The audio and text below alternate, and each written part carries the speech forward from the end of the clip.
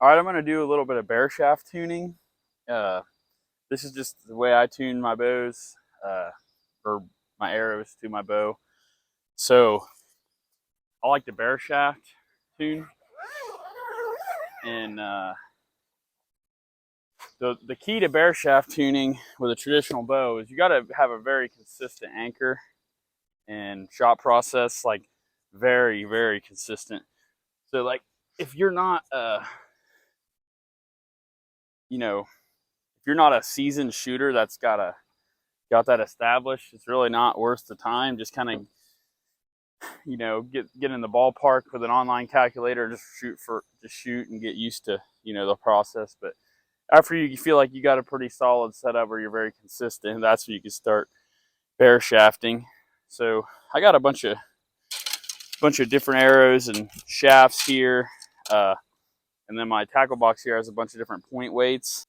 So what I'll do probably is just start with like a 500 spine on this bow. This bow is 40 pounds at 30 inches, and it's cut past center. So when the arrow is nocked, the string is straight in line with the arrow.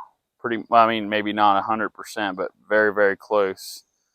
So needs a stiff arrow. When it's that center shot, you need that much of a center shot bow. You need a stiff arrow. When it's like a more of a traditional style longbow where the arrow has flex around the riser, that's when you need quite a bit weaker. So I built these 600 spine arrows for this bow, and I spent time built about 6 or 8 wild turkey feathers, a lot of helical. But I was bare shafting these, and they're just not consistent. They're just too weak. And I noticed even with the Fletch arrows, I'd randomly get some hits randomly to the right, and then just erratic, randomly high.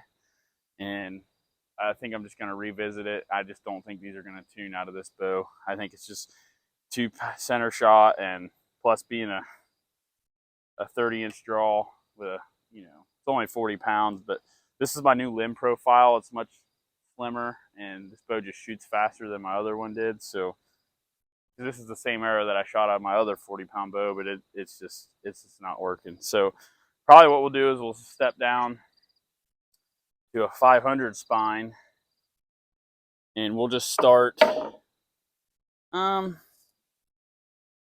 with some 100 grain points. Yeah, let's just do that. Let's start with some 100 grain points. First, we're going to start with a gold tip traditional 500 spine full length. I only shoot full length arrows just because I don't have an arrow saw, and I got to have them fairly long anyways. So I like just leave them full length and just change the point weight and bounce around the spine. And I'm starting to get enough arrows laying around where I can actually have a lot of options finally. So we'll start with this. So I'm going to set up the camera, hopefully where you're looking over my shoulder. We'll shoot at the deer, and we're going to try to do a slow motion video and see if we can see how she's flying. So we'll do that, and I'll take 3 or 4 shots, and we'll take a peek.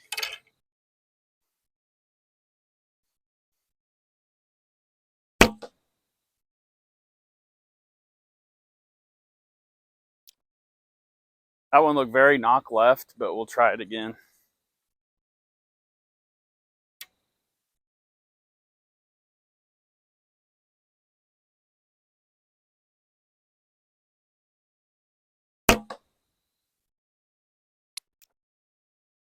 Yeah, we're getting pretty far knock left with that, which means that it's weak. So I'm going to switch to the 400 spine. It's actually the same arrow, the gold tip traditional, it's just 400 spine. So we'll see. And as we go up in spine, the arrow weight actually goes up. So I really don't want too heavy of an arrow with this setup, but we'll just see what it does.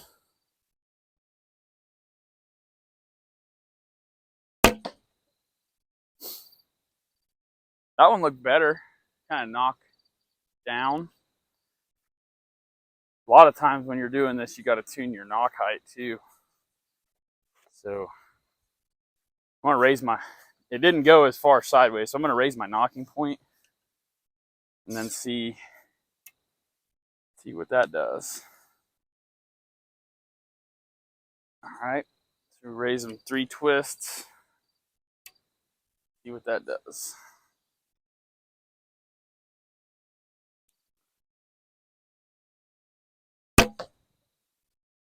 Yeah, that's better. Let's try go up just a little bit more on that knocking point. It's still a little bit knock low. I really don't see how 400 is going to be too weak with this, but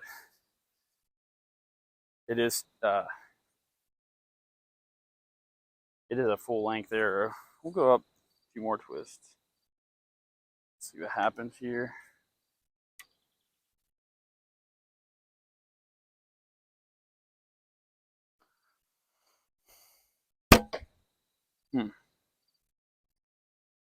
Now we're knock left again. That's weird. We'll go down to an 85 grain field point. All right, this is an 85 or 75. I'm not sure. I'll have to weigh it, but I know it's lighter, so we'll try this.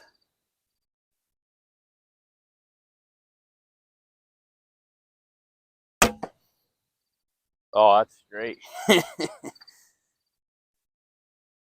That looks good.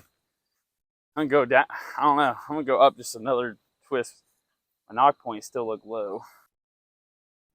Getting pretty high on the knocking point. Hopefully that'll be it.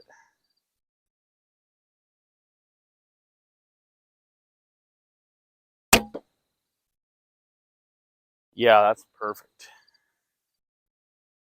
You know, I can't believe it took that stiff of an arrow to tune with this, but I guess when you got full length arrows, they're going to be weak. And a bow that's cut that center shot. So we're just going to shoot a few more. I might actually put the camera in slow motion now, and we'll shoot a few more and we'll do some review. I'll actually look at the footage. I haven't even looked at it yet, but we'll see. So let me do that now.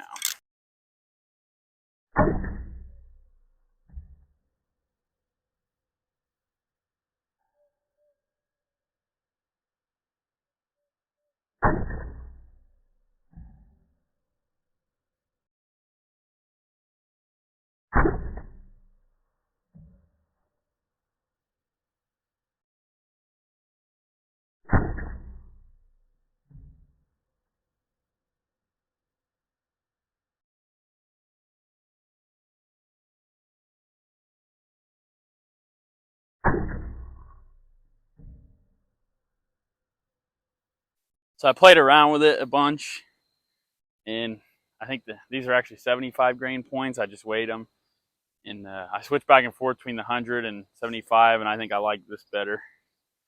Sometimes it is better to go on the hair than the weak side because your feathers will stiffen it up just a hair on your arrow. But I mean, you're talking micro tuning. Most people can't shoot that good, including me. So I think that's where we'll stay. This arrow weighs 402 grains without feathers. I assume 4 3-inch feathers will probably weigh 12, 15 grains. I don't know. So I'll be, you know, a little over 10 grains per pound on this bow, that's fine. That's what most people run, 10 grains per pound. I actually wouldn't mind to be a hair lighter than that for the 3D shooting, but you know, we'll take it. It'll work. So I'm gonna keep shooting these, and I'll probably knock tune every shaft, which that's a whole different subject. But yeah, but I got my brace height set pretty close where I want it, my knock point, everything. So that's pretty much everything to bear shafting. I like doing the slow motion video. I think that's the way to go. So I got a plan.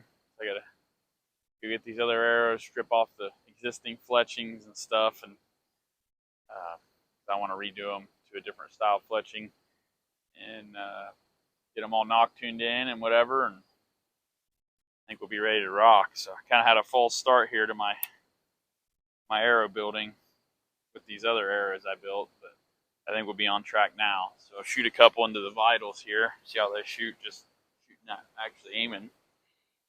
We're only about 10 yards.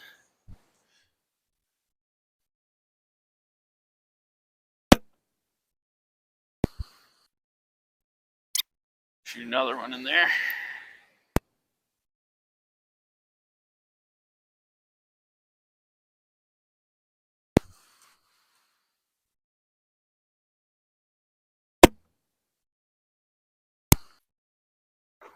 I have to change out my lower nocking point. It keeps sliding on me. It's too loose. It slid down there, made that arrow mess up. So let's do that again.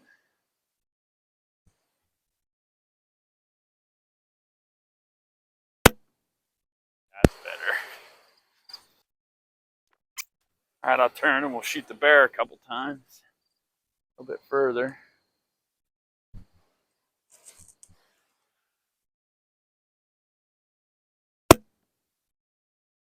A little to the right. Here, we'll try that again.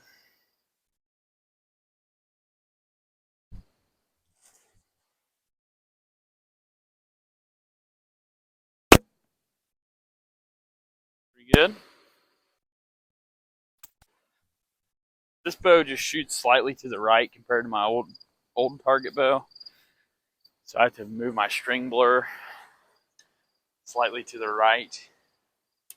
Moving my string blur slightly to the right aims the arrow to the left. So I just got to get used to it. A lot of time I just throw it up there like my old bow, and then I hit 3 or 4 inches to the right every time.